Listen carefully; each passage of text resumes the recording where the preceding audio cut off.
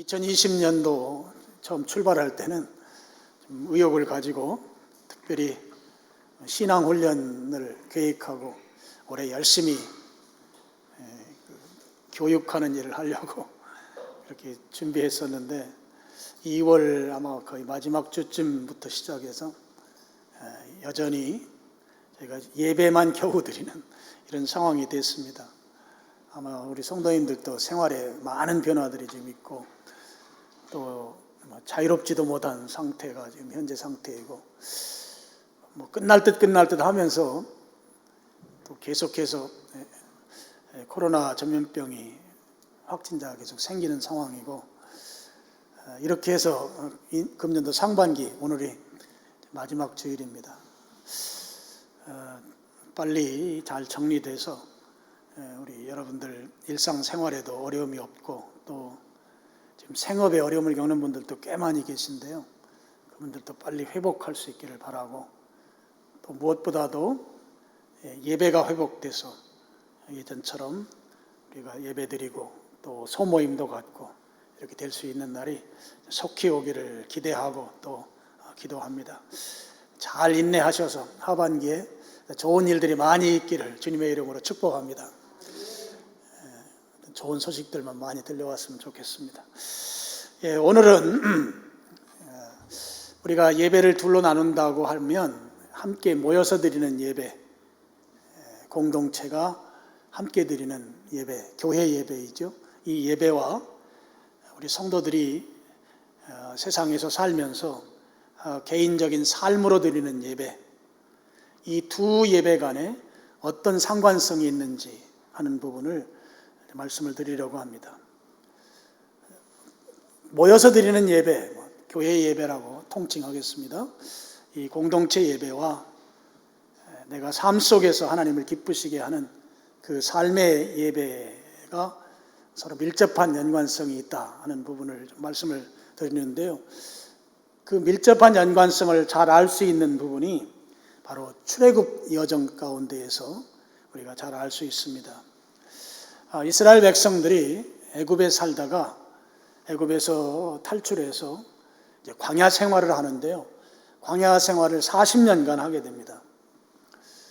예전에 제가 말씀드린 적이 있습니다만 출애굽의 목적이 가나안 땅에 가서 사는 것이 목적이 아니고 이 우상의 왕국인 애굽으로부터 벗어나서 하나님만 예배하는 민족으로 사는 것, 이것이 출애굽의 목적이다. 출애굽기에 여러 번 반복해서 그 내용을 소개하고 있습니다. 그래서 그들이 그 목적대로 모세를 통해서 출애굽하게 됐고 출애굽해서 그들이 도착한 곳이 이제 시내산입니다. 시내산에서 10계명을 포함한 여러 계명들과 그들이 해야 할 율례들을 하나님으로부터 직접 받게 되죠. 그 내용들을 종합해 보면 그들이 이제 예배의 삶을 사는 예배민족으로 살아가는데 누구를 예배할 것인가, 예배의 대상에 대한 부분을 명확하게 소개하고 그리고 예배의 방법들을 또 알려주셨습니다. 그리고 출애굽기 25장부터 31장 그 어간에는 이제 이동식 성전이라고 볼 수 있어요. 이동식 성전, 바로 성막 만드는 방법과 성막에서 일하는 그 제사장들에 대한 규율, 복장 이런 것들을 이제 소개하고 있습니다. 그래서 그들이 이제 성막을 잘 만들고 또 성막에서 일하는 사람들이 어떤 태도를 가지고 일해야 하는지 그런 것들을 하나님께서 알려주셔서 이제 하나님께서 원하시는 실제적인 예배를 광야에서부터 할 수 있도록 그렇게 해 주셨습니다. 이스라엘 민족이 이제 광야에서 살면서 이제 주로 이제 텐트를 치고 이제 살게 되죠. 성경에는 장막이라고 표현합니다. 쉽게 말하면 텐트라고 생각하시면 되겠습니다. 텐트 치고 임시적으로 거주하다가 또 이동하라고 하면 이동하다가 이것을 이제 반복하면서 40년 동안 광야에서 그들이 살았습니다. 광야에서 40년 동안 그런 생활을 했는데 그런 생활을 하면서 하도록 하신 그 하나님의 의도가 있는 것이죠. 하나님의 의도는 무엇인가 하면 철저하게 하나님을 예배하는 삶을 훈련시키는 과정이었습니다. 광야 40년은 철저한 하나님 예배하는 예배 훈련 기간이었다 하는 것이죠. 그런 예배 훈련이라고 하는 것, 예배를 훈련시켰던 40년이라고 하는 것은 여러 대목에서 우리가 분명하게 알 수가 있습니다. 그들이 이제 광야에서 진을 치고 임시 체류하는 체류할 때 그 진친 장면을 보면 우리가 금방 이들에게 예배 훈련을 시켰구나 하는 것을 우리가 알 수 있죠. 한번 슬라이드를 한번 보시죠. 중간에 그 빨간색으로 된 부분이 이동식 성전인 성막입니다. 성막이 있고 성막 주위에 네 부분에 바로 성막에서 일하는 그 레위 지파 사람들이 거기에 이제 거주하게 되고, 그리고 동서남북으로 세 지파씩 12지파가 이제 텐트를 치고 이제 살게 됩니다. 그 다음 슬라이드를 한번 보여주시죠. 이것은 이제 그 출애굽기를 배경으로 해서 이제 그림으로 그린 것인데요. 중간에 성막이 있고요. 그리고 그 지근거리에는 그 레위 지파 사람들의 텐트가 있습니다. 그리고 그 외곽으로 세 지파씩 동서남북으로 12지파가 텐트를 치고 임시 체류를 하는 것이죠. 이제 성막이 완성된 이후에 이제 하나님께서 이따 제가 또 한번 설명하겠습니다만 미리 한번 그림을 한번 그 다음 그림을 한번 보여주시죠. 여기에 보면 성막 위에 이제 구름 기둥이 섰고 구름이 하늘을 이렇게 덮은 모습으로 저렇게 출애굽 당시에 그 모습이었을 것으로 이렇게 이제 예측하는 거죠. 그래서 성막 위로 구름이 하나 솟아 있고 또 구름이 그늘을 만들고 밤중이 되면 저 구름 중간에 불기둥이 하나가 새로 생겨나게 되고 그런 상황들이 이제 이스라엘 민족이 광야에 있을 때의 모습입니다. 그래서 말씀드린 대로 이스라엘 민족이 이동하다가 어느 지역에 임시 체류하게 됐을 때는 그 중간에 성막이 딱 있습니다. 그리고 그 주변을 12지파가 딱 이렇게 에워싸듯이 텐트를 치고 그들이 그곳에서 체류했던 것이죠. 중요한 것은 텐트의 출입문이 어디로 향해 있는가 하면 텐트의 출입문은 성막을 향해 있습니다. 그래서 문을 열면 그들의 눈에 맨 먼저 보이는 것이 성막과 그리고 구름 기둥이 그들 눈에 맨 먼저 들어오는 것이죠. 이제 그것을 알 수 있는 성경 구절입니다. 출애굽기 33장 8절 말씀. 스크린 보시고 같이 한번 읽어보겠습니다.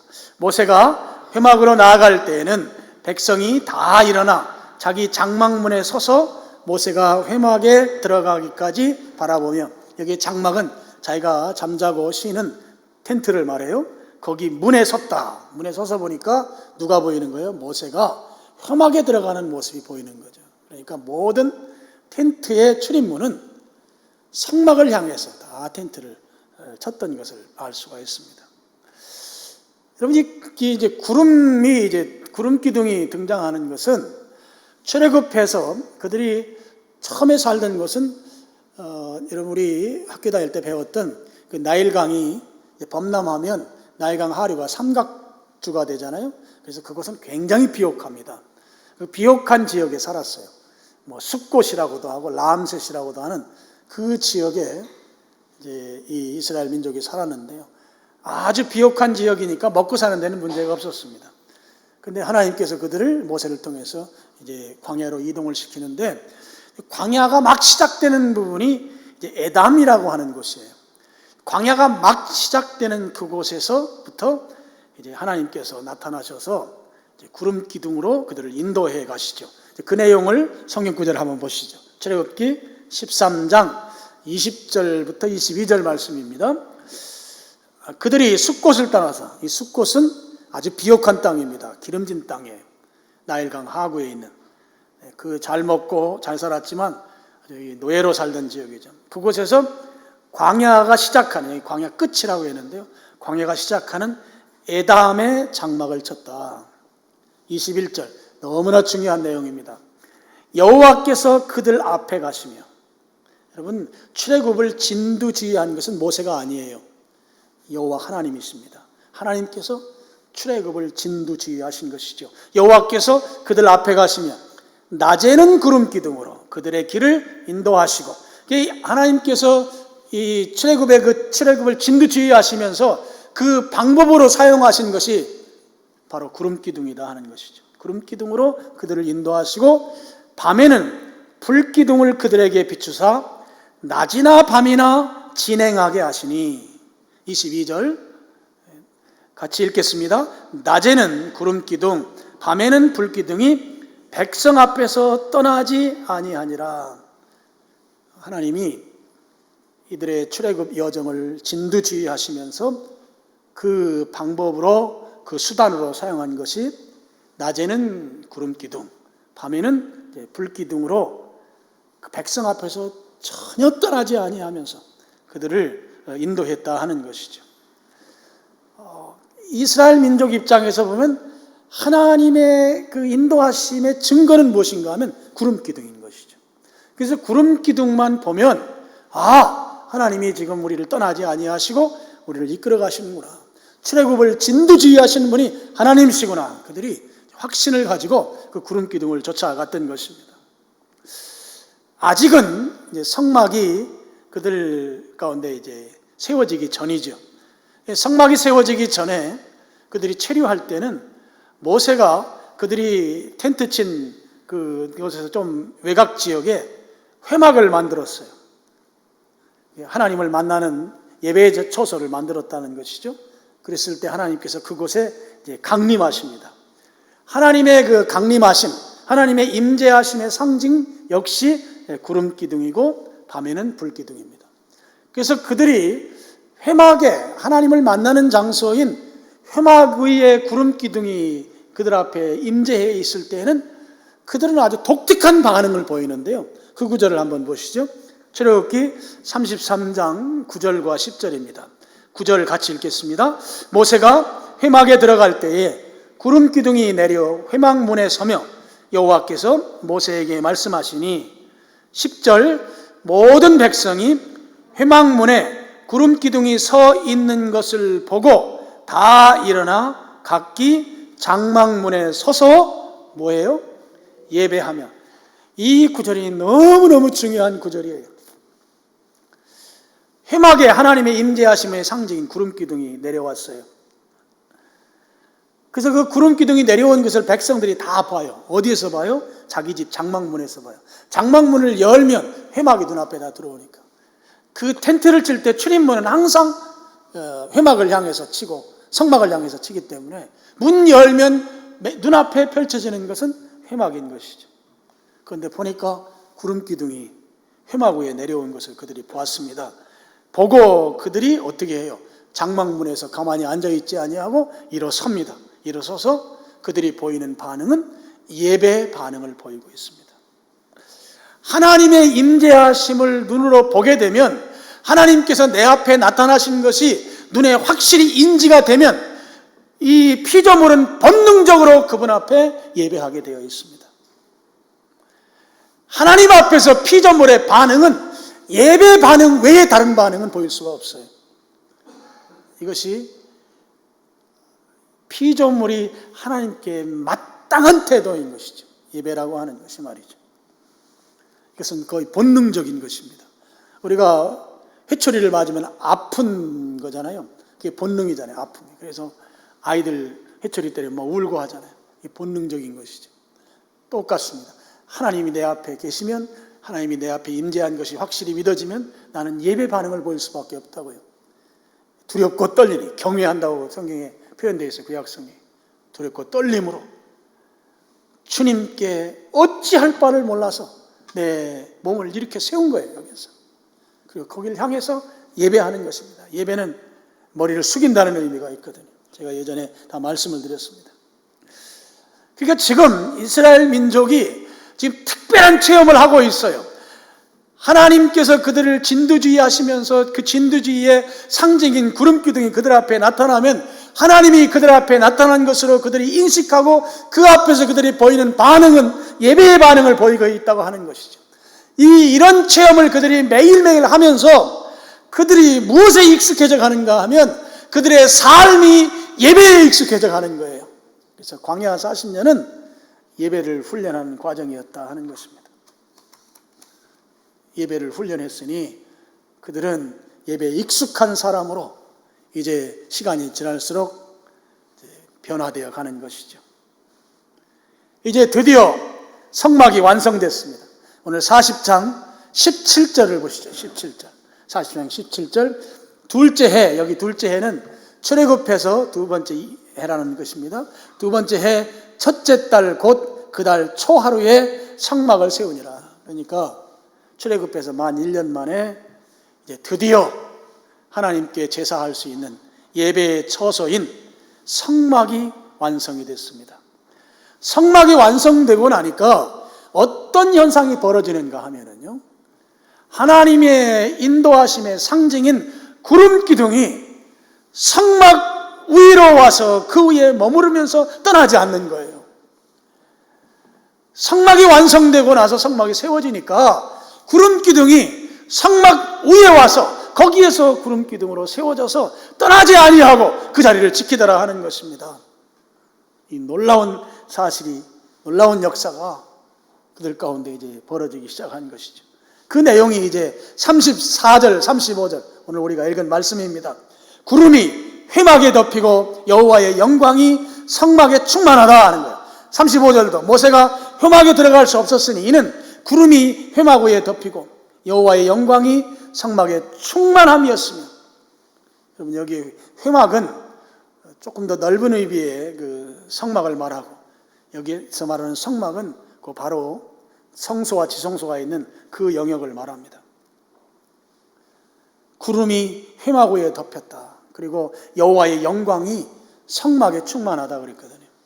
여러분 이 영광이라는 표현은 하나님을 나타내는 일종의 전용어, 고유어와 같습니다. 여러분 하나님을 피조물인 우리는 제대로 인식할 수가 없어요. 피조물과 창조주 사이에 피조물이 창조주를 인식한다고 하는 것이 불가능하죠. 불가능하기 때문에 하나님이 우리가 인식할 수 있도록, 알 수 있도록 우리에게 나타나 보여주셨어요. 그걸 이제 어려운 말로 계시라고 하고, 하나님의 나타나심, 현현. 그래서 우리가 인식할 수 있게 만들어주신 그 현현, 나타나심을 뭐라고 말하는가 하면 영광이라고 말해요. 영광. 그러니까 지금 영광이 성막 안에 충만하다고 하는 것은 그 성막을 바라보면서 이스라엘 민족이 하나님이 지금 이곳에 계시다고 하는 걸 그들이 충만하게 경험한다는 말이에요.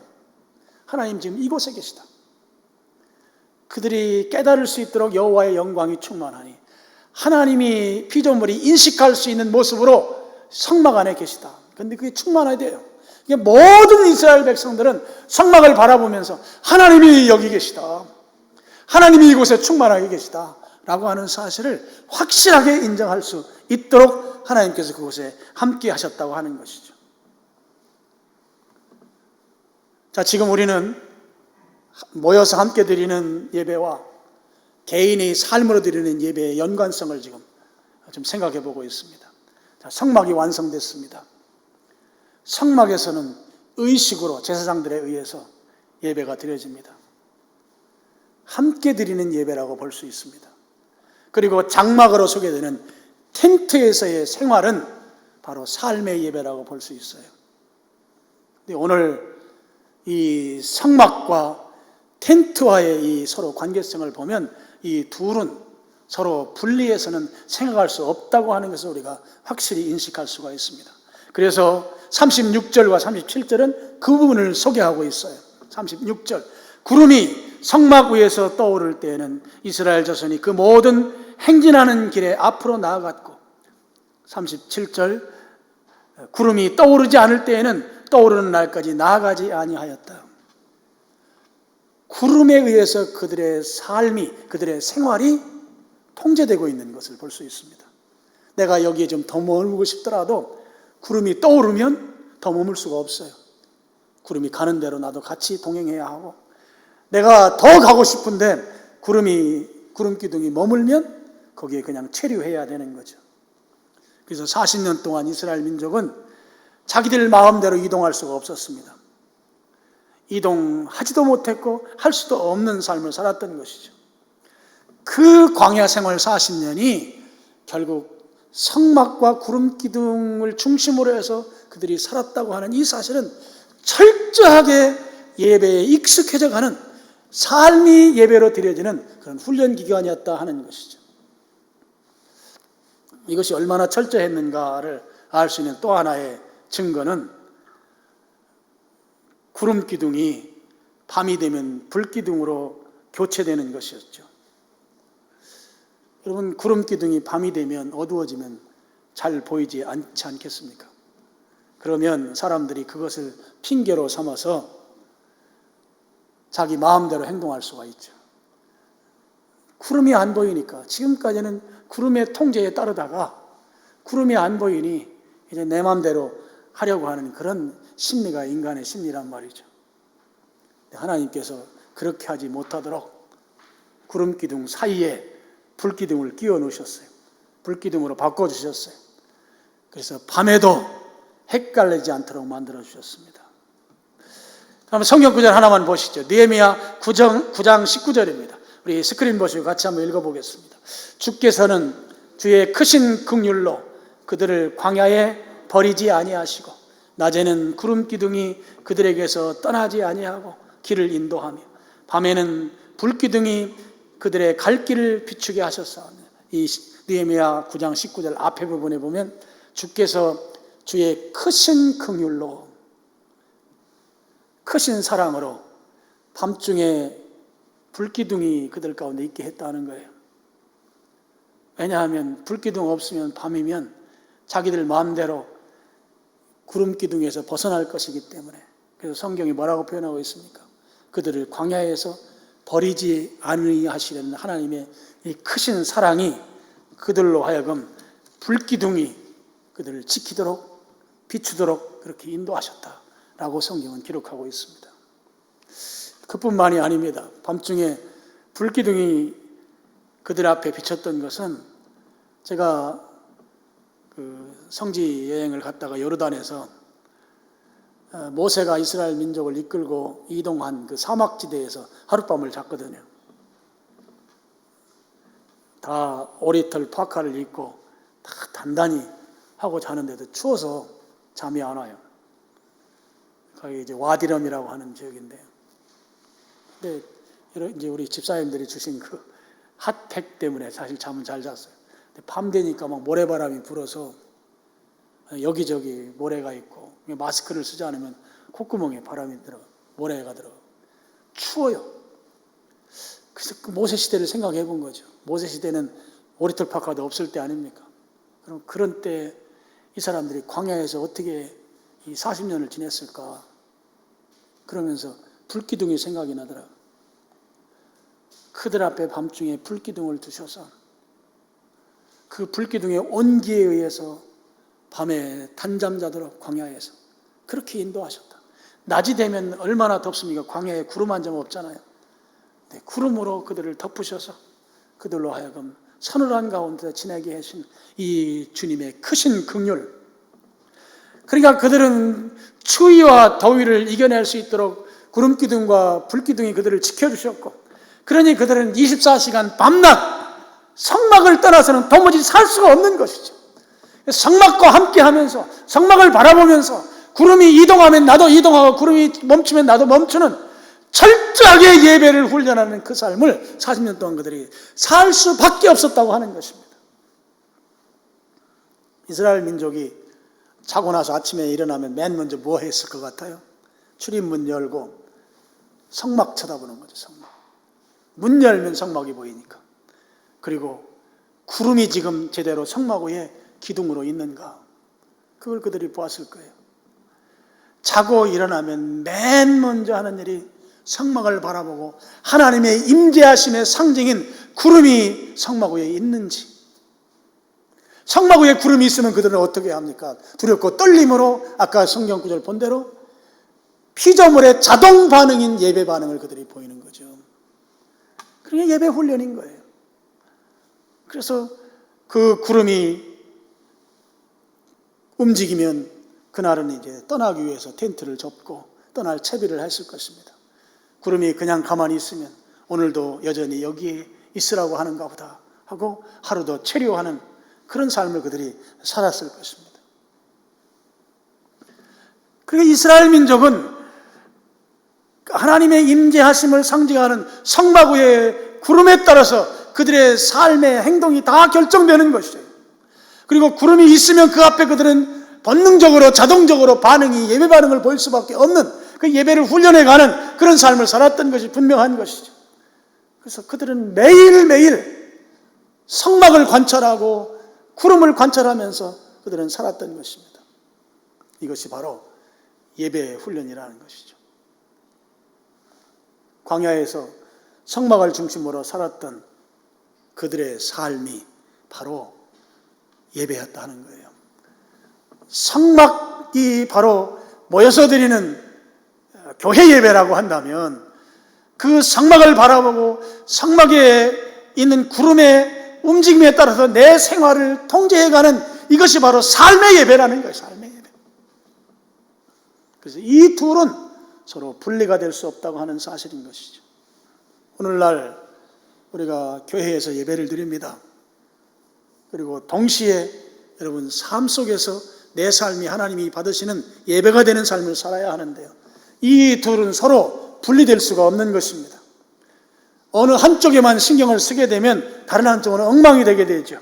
그러면 우리가 참다운 예배자로 살 수가 없습니다. 그래서 여러분, 우리의 삶이 예배자가 되고 삶의 예배가 승리하려면 이 이스라엘 민족이 성막과 구름 기둥을 관찰하고 거기에 따라서 그들이 살았던 것처럼 우리가 교회 예배를 통해서 하나님의 인도하심을 받아야 합니다. 성막이 삶의 예배를 주관하는 그런 역할을 했다고 하면 마찬가지로 교회 예배는 우리의 삶을 예배로 이끌어가는 그런 향도와 같은 그런 능력이라고 하는 것이죠. 여러분, 교회 예배를 통해서 그런 능력이 나타난다고 하는 것을 믿으시길 축원합니다. 예배 드리는 가운데 주님이 내 속에 그런 감동을 주시는 거예요. 또 주님이 말씀하시는 것입니다. 나에게 어떻게 살도록 말씀하시는 거예요. 우리 성도들 가운데에는 막 너무 힘들고 의기소침해 있고 답답하고 그런 성도들이 있을 수 있어요.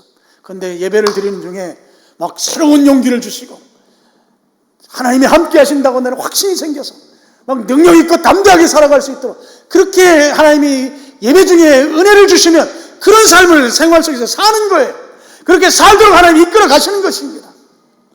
그것이 꼭 설교 내용과 다른 것일지라도 예배를 드리는 중에 찬송을 부르는데 주님이 나와 같이 하시네, 이런 가사를 가지고 부르는데 그동안 나는 외롭게 혼자인 줄 알았는데 주님이 나와 같이 한다고 하는 것이 막 느껴지고 감동이 되고 그러면서 막 새 힘이 솟고 그러면 그 새 힘을 가지고 삶 속에서 살아가는 것이에요. 이게 바로 삶의 예배인 것입니다. 이스라엘 민족이 성막을 보고 성막 위에 구름을 따라서 그들의 삶을 이끌어 갔듯이 우리도 통일하게 교회 예배를 통해서 하나님의 말씀을 귀담아 듣고 그 주시는 말씀대로 살아가는 거예요. 이게 바로 능력 있는 삶의 예배가 된다고 하는 것입니다. 그래서 여러분, 교회 예배를 소홀히 여기게 되면 삶의 예배를 승리롭게 산다고 하는 것이 거의 불가능합니다. 제가 거의라는 용어를 여기에 표현한 것은 우리가 육체적으로 건강치 못하거나 어떤 상황들 때문에 교회 예배에 참여하지 못하는 케이스가 있기 때문에 제가 거의라는 용어를 쓴 것이고, 예배를 드릴 수 있음에도 불구하고 예배를 소홀히 한다고 하면 삶이 예배가 되는 삶을 사는 것이 불가능하다는 것입니다. 광야에서 성막과 구름 기둥이 그들의 삶을 주관했듯이 교회 예배는 우리가 하나님의 뜻대로 살도록 능력을 공급해 주시고 말씀을 주시고 살 수 있는 힘을 주신다고 하는 거예요. 저는 교회 예배를 이렇게 비유하고 싶습니다. 자동차에 있어서 주유소와 같은 것이 교회입니다. 아무리 값비싼 외제 자동차라 할지라도 기름이 없으면 주차장에 그냥 세워둬야 돼요. 휘발유를 집어넣어야만 차량이 움직일 수가 있는 것이죠. 그러니까 내가 세상에서 승리하는 예배자로 살려면 교회에 와서 기름 집어넣어야 된다 하는 거예요. 기름 집어넣어야. 그래야 그 자동차가 아주 싱싱 잘 나갈 수 있습니다.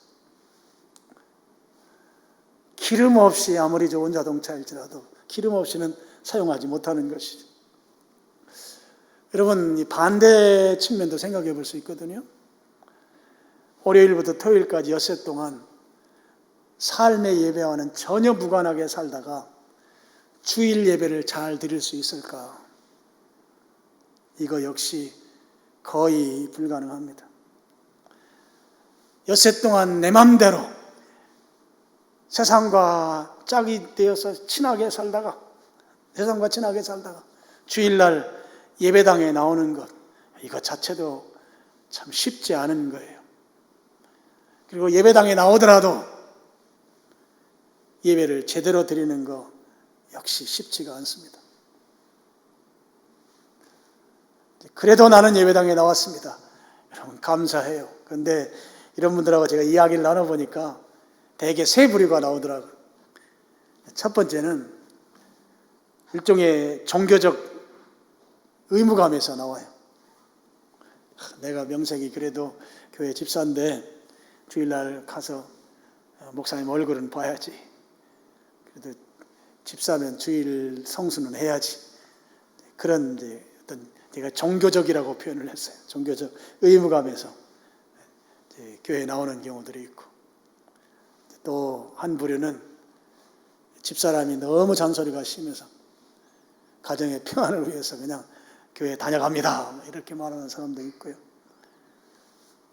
또 한 부류는 일주일 동안 너무 엉망으로 살았는데 하나님이 그냥 둘 것 같지 않은 이 죄책감, 하나님의 책망에 대한 그 면책, 감면을 위해서 교회에 나오는 경우도 있어요. 그래도 교회라도 가야지 한 주간 동안 하나님이 나를 혼내지 않겠지 하는 그런 생각에서 나온다 하는 거예요. 여러분, 엿새 동안 삶이 예배가 되지 않은 사람은 주일날 교회 예배, 하나님이 기쁘게 받으시는 예배 드리기가 쉽지 않습니다. 그래서 이 둘은 서로 밀접한 관련이 있어요. 서로 뗄래야 뗄 수가 없는 관계이다 하는 것입니다. 교회 예배가요, 교회 와서 우리가 예배를 드릴 때 중요한 한 가지 요소는 내가 삶 속에서 생활로 드리는 이 예배를 구체적으로 어떻게 살아야 될지를 가르쳐 줍니다. 교회 예배가. 여러분, 광야에서 이스라엘 민족이 성막을 바라보고 성막 위에 구름을 관찰하면서 구름의 변동 여부에 따라서 그들의 삶이 거기에 따라서 방향이 정해졌습니다. 구체적으로. 구름이 그냥 머물러 있으면 나는 오늘 구름 따라서 그냥 나도 머물러 있는 거예요. 구름이 움직이면 나도 구름 따라서 진행하는 것입니다. 여러분, 구름이 가는 방향이 내가 가는 방향이에요. 구름이 동쪽으로 가면 나도 동쪽으로 가고 서쪽으로 가면 나도 서쪽으로 가고, 구름이 내 삶의 예배의 방향도 다 정해주는 것이죠. 그리고 그 방향만 정해주는 것이 아니라 내가 어떻게 살아야 될지 그 방향과 함께 그 삶의 속도도 다 정해주는 것이죠. 구름이 내 머리 위에서 빨리 지나가면 나도 빨리 지나가야 하고, 구름이 서서히 가면 나도 서서히 가는 거예요. 구름 따라서 나는 움직일 수밖에 없는 것이죠. 그러니까 이들의 삶의 예배라고 하는 건 철저하게 성막과 성막 위의 구름의 변동에 의해서 결정되었던 것이죠. 마찬가지입니다. 교회 예배에서 받은 은혜와 감동이 나의 하루하루의 삶을 결정하는 것이죠. 삶의 방향을 결정하고, 삶의 목적을 결정하고, 삶의 속도를 결정하고, 삶의 태도를 결정하고.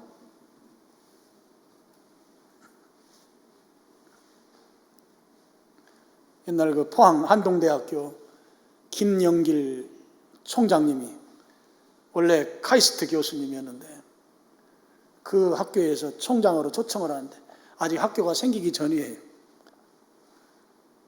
그런데 그 총장으로 초청하는 거기에 하나님의 부르심으로 이분이 느낀 거예요. 그래서 식구들한테 얘기해, 식구들은 반대하고 하나님 앞에 기도하면서 이 일을 어떻게 합니까? 가야 합니까? 말아야 합니까? 이제 이분이 서울 동부이천동 온누리교회를 다니는데 내가 오늘 주일날 교회 예배 가서 목사님 설교를 듣는 중에 그 설교 가운데 내가 응답을 받겠다고. 근데 그날 마침 목사님이 창세기 12장에 아브라함이 갈대아 우르를 떠나서 이제 이동하는 그 내용을 가지고 설교를 하는데 그분 마음에 박힌 거예요. 이동해라. 그러면서 하나님께서 그렇게 이동하라고 명령하시는데 이동하지 않으면 지금까지 살아왔던 그 삶이 더 고달파진다. 지금까지 좋은 삶을 살았지만 순종하지 않으면 더 힘들어질 것이다. 거기에 은혜를 받고 아직 학교도 제대로 생기지 않은 저 포항에 한동대학교에 가서 한동대학교를 아주 유명한 대학으로 만들어 놓은 분이에요. 하나님의 말씀, 교회 예배를 드리면서 그 예배 가운데 주시는 그 말씀을 따라서 순종한 것이죠. 그 예배에 의해서 삶의 방향이 결정되는 것이에요. 여러분, 우리는 각자 삶의 자리에서 하나님을 경험합니다. 하나님이 나를 통해서 일하시는 그 하나님을 경험하고 또 하나님의 인도하심을 경험하고 그렇게 사는 것, 이게 바로 삶의 예배입니다. 그런데 그것으로 끝나는 것이 아니라 그 받은 은혜를 가지고 함께 모입니다. 함께 모여서 교회에서 또 예배를 드리는 것이죠. 다시 말씀드리면 교회 예배는 일상생활 속에서 삶의 예배에서 승리하고 삶의 예배 속에서 하나님을 경험하고 하나님의 함께하심에 대한 그 감격과 감동을 가지고 함께 모여서 같이 하나님을 찬양하고 예배하고 송축하고 높여드리는 이 교회 예배가 삶의 예배와 함께 어우러진다고 하는 것이죠. 그래서 우리는 삶의 예배에서 승리한 그 승리를 가지고 교회 예배로 모이는 것입니다. 그리고 교회 예배에서 주시는 또 다른 하나님의 은혜를 가지고 세상에 나가서 삶의 예배에서 또 승리하는 삶을 살게 되는 것이죠. 여러분, 이게 선순환을 이루는 것이에요. 이스라엘 백성들이 성막과 구름 기둥을 관찰하지 아니하고 또 그것에 따라서 살지 아니하고 만약에 이탈했다면 그들은 하나님의 인도하심을 받지 못했을 거예요. 그 뜨거운 태양볕에서 또 밤이면 그 추운 그 날씨 속에서 그들이 광야에서 살아남는 것조차도 쉽지 않았을 것입니다.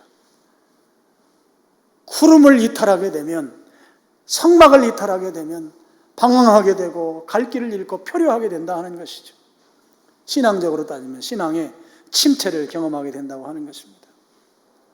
그래서 여러분, 하나님께서 인도하는 예배자의 삶을 살려고 하면 이스라엘 민족이 성막과 구름 기둥에 집중해서 관찰하고 그에 따라서 살았던 것처럼 우리 역시 교회 예배에 집중하고 교회 예배에 잘 참여하고 교회 예배가 중요하다는 사실을 인지해야 한다는 것이죠. 그렇게 살 때 하나님의 인도하심을 받아서 삶의 예배에서도 승리하는 삶을 살게 된다고 하는 것입니다. 자, 여러분, 이스라엘 민족이 광야에서 성막과 구름 기둥을 관찰하면서 그것에 따라서 그들의 삶이 결정됐고 그렇게 삶을 살았습니다. 성막 예배와 텐트 예배가 서로 뗄래야 뗄 수 없는 관계 가운데 있었다고요. 오늘날 동일합니다. 함께 모여서 드리는 이 교회의 의식으로서의 예배와 여러분 생활 가운데서 드리는 삶의 예배는 서로 밀접하게 연결이 되어 있습니다. 어느 한쪽을 포기할 수 없는 것이고 어느 한쪽에만 더 집중할 수도 없는 것이죠. 둘은 서로 선순환을 일으키면서 상승작용을 일으키게 되어 있어요. 교회 예배에 승리하면 삶의 예배에 승리할 수 있고, 삶의 예배 속에서 하나님을 경험하는 그 삶은 다시 교회 예배에서 하나님을 높이며 찬양하는 예배로 더 신실한 그리스도인의 삶을 살게 되어 있다고 하는 것이죠. 오늘 그래서 우리는 교회 예배가 중요합니다. 교회 예배는 말씀드린 대로 자동차로 따지면 기름과 같아요. 예배에 참여하는 주유소에 가서 주유하는 것과 같다고요. 그래서 내 인생이 자동차처럼 앞으로 나아가려고 한다면 교회 예배에서 기름 넣어야 돼요. 그래서 소홀히 할 수가 없는 것이죠. 소홀히 하면 생활 예배에 실패하게 되어 있습니다. 교회 예배에 승리해서 생활 예배에 승리하고, 생활 예배에 승리한 것을 다시 교회 예배로 와서 교회 예배에서 더 하나님을 높이고 찬양하고, 그렇게 더욱 신실한 예배자, 하나님께로 더 가까이 가는 예배자, 그런 예배자로 사는 여러분들 되시기를 주님의 이름으로 축원합니다. 아버지 하나님,